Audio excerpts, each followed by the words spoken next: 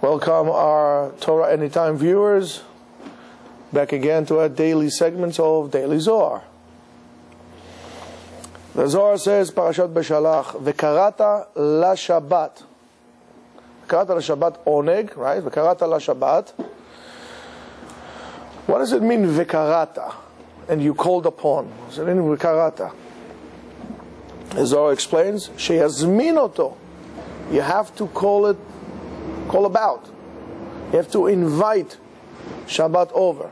Kmo shekatuv, Mikra Kodesh, sheperusho mezuman. Mezuman is to be invited. So every time there's a Mikra Kodesh, means it needs like an invitation.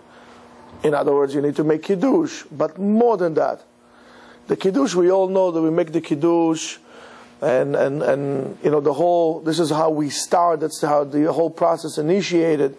But the Zohar here talks to us a little bit about more, and I think what is really talking about, it's going to talk about, is really about our attitude towards it. So he says, Kmo shemazminim oreach leveito. As you would invite a guest to your home, right? You need to invite a guest over. And in order to make somebody come to you, you also have to present, you know, sell your case to him nicely. You have to say, well, would you like to come to my house? I would like to have you. And so if you have a person, listen, Shema, okay, just come to my house. You know, if you don't feel welcome. You have to make the person, your guest, feel welcome before he came to your house, because otherwise he will never come. You have to sell yourself in a way, like not to sell yourself, but to sell yourself like a merchandise. You have to make your case for the person to feel welcome to come. People, you know, when it's not your home, you feel stranger there, right? You feel stranger. People don't like to feel strangers, or as strangers, huh? Yeah. Exactly it, stranger. So how do you have to do it? You have to welcome your house. You have to, before he comes. Before. Not when he comes, before. So therefore, and how do we do this? When the guest comes, B'shulchan aruch, b'bayit mesudar karaui, in a set table, in a neat house, be'achila u'v'shtiya karaui, with proper food and drink. And in a way, this is a remnant of old world charm and manners that we somewhere along the line lost in our very individual society. It used to be when a person came to your house, it would be considered to be extremely rude if you would not offer them something to drink, something to eat.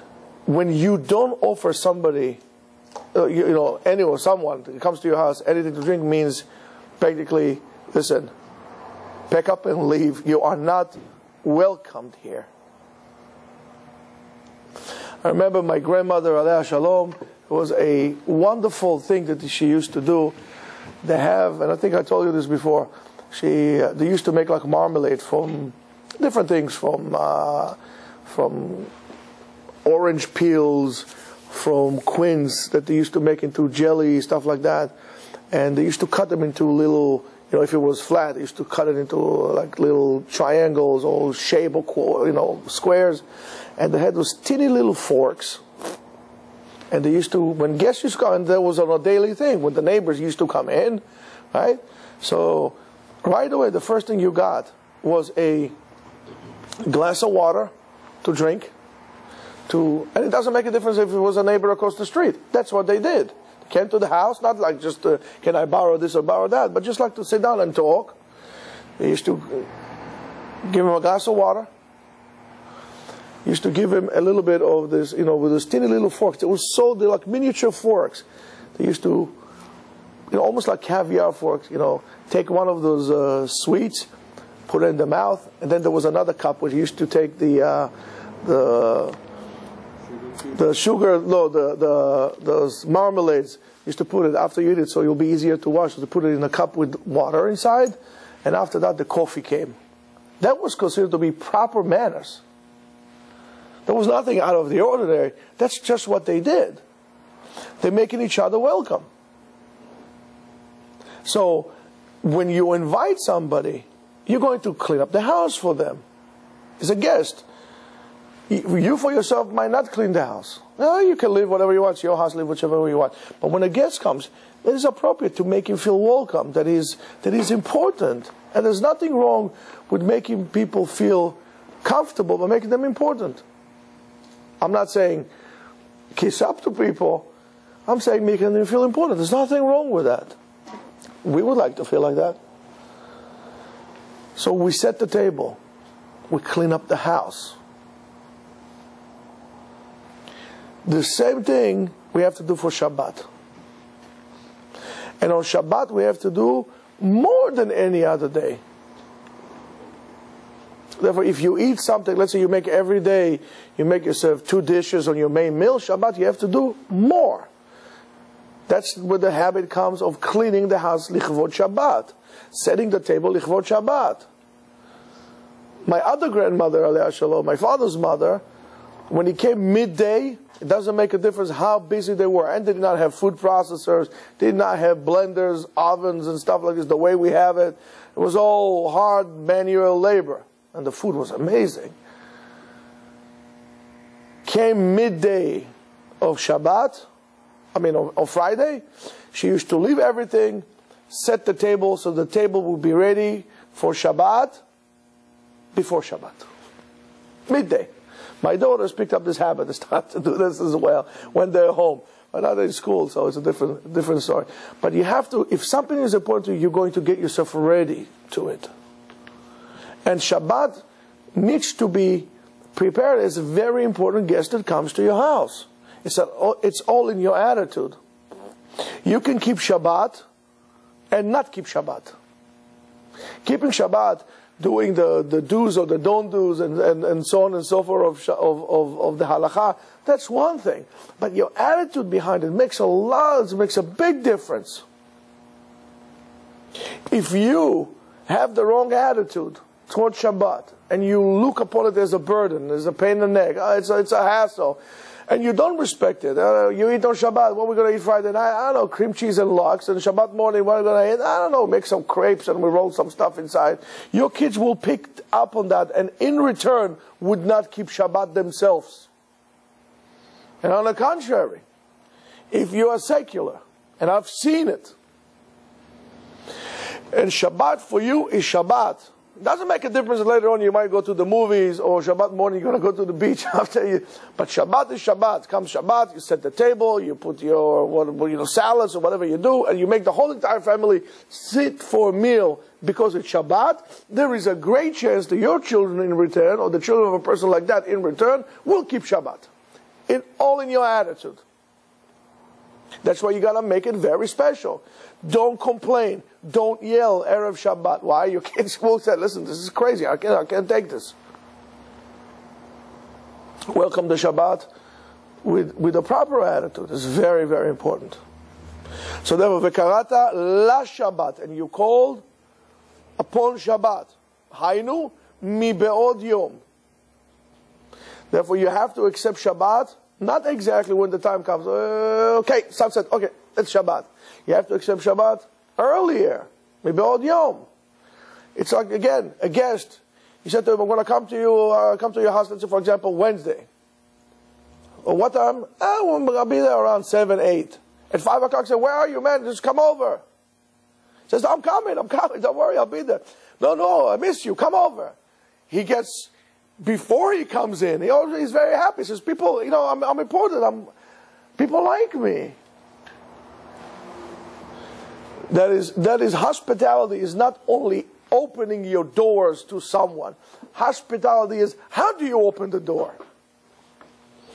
Like anything else, it's not when things happen. Things don't just happen. Things take time, evolve. So therefore, your hospitality, your achnasat orchim, starts before the guest sets his foot in the house. It starts, your achnasat orchim, first of all, starts with you. How you are going to deal with this. What's your attitude towards this event?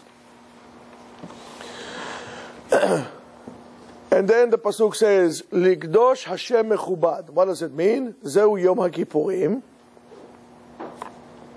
vehem shnayim shehem echad, and it's two that is one, right?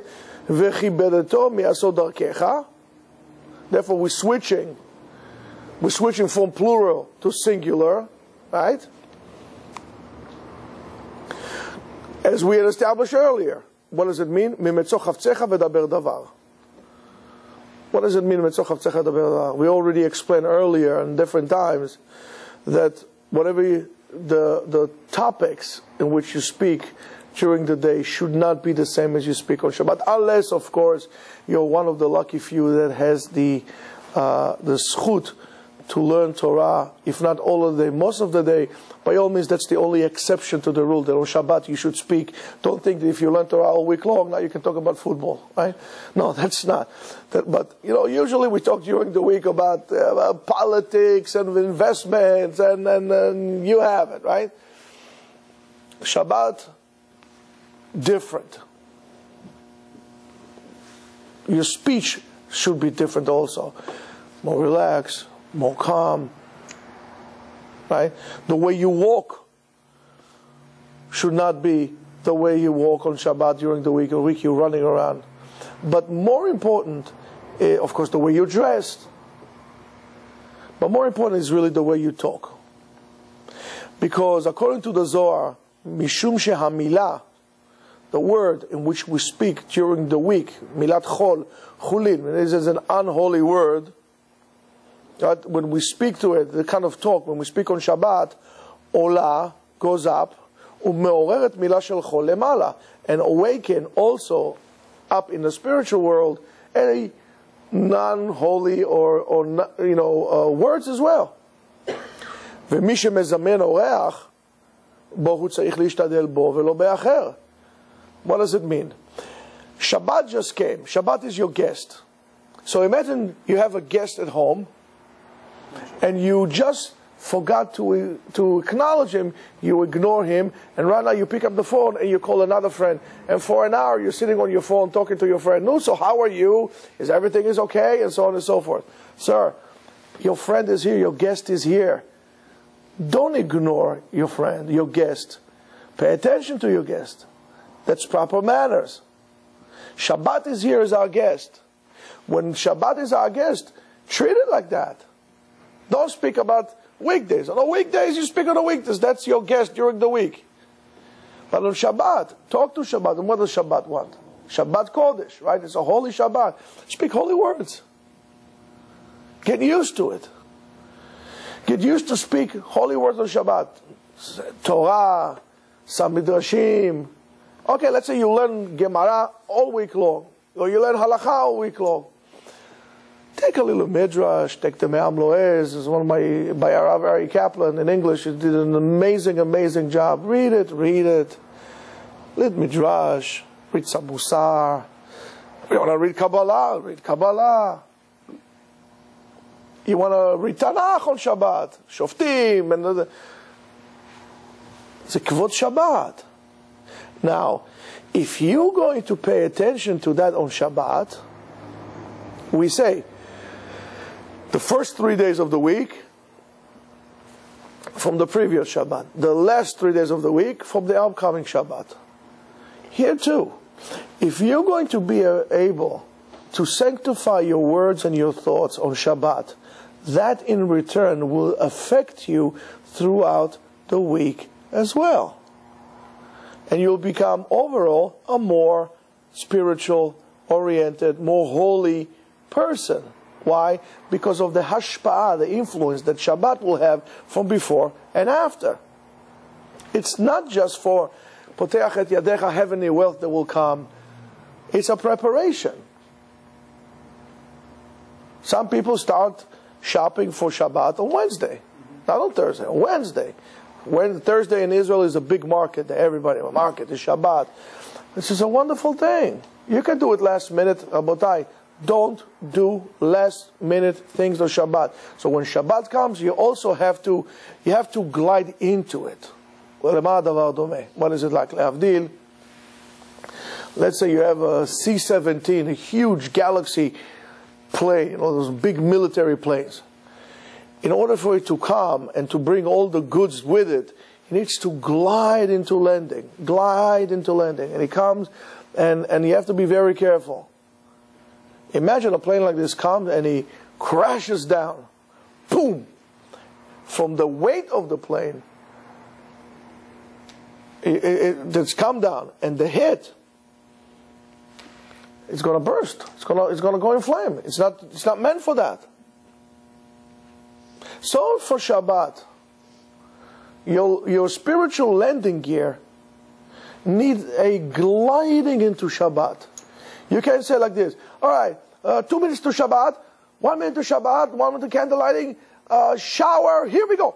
Run into the shower. I have 18 minutes, run into the shower. This is not how you come to Shabbat. Would you come to a wedding like that? No. You need to get ready to it, slowly. Go a little early, have plans, make a plan how I'm going to do that. Let's say argument say candle lighting is 4:11. By 3:30 you should already be ready. So you can sit down, open your Zohar, read the Zohar in English for a few minutes before you go to shul. Go to Bet HaKnesset out of a good spirit. Come home. Kiddush would be different. Everything would be different. But when you crash landing into Shabbat, you don't have a time to breathe. You don't have this thing. And so is on the other way around. When Shabbat leaves, you can't just take it like a Apache helicopter, and you're out. Again, a long glide, a long departure. That's why you make the Sudat Melaveh Malka. This is having the proper attitude for Shabbat. Appreciate it. We don't have so many Shabbatot in our lives, Rabotai.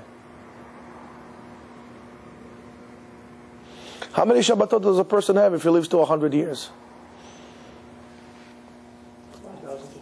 5,000? 200? 5,000? That's okay. Who lives to 100? That's from age 0 until you go. 5,000 Shabbatot. That's nothing. Again, I'll use my famous line. If I only give you $5,000 all your life, that's it. You're not going to make any more money. That's your $5,000 you're going to make in your life. How quickly are you going to spend it?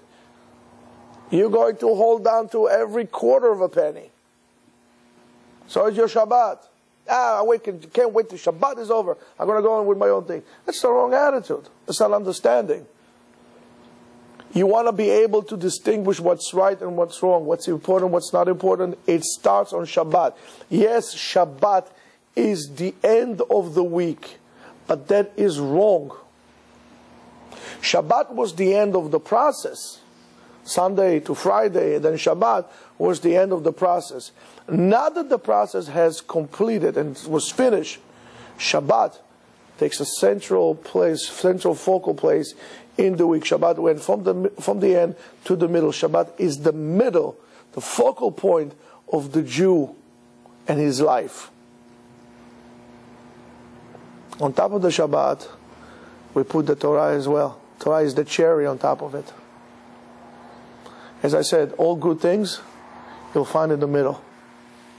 So Rabbi, Be'ezrat Hashem, I hope we all have the proper attitude for receiving the Shabbat, for having the Shabbat as a guest in us. And Be'ezrat Hashem, we shall all be zochel to eternal Shabbat me'en ha'olam haba. Amen.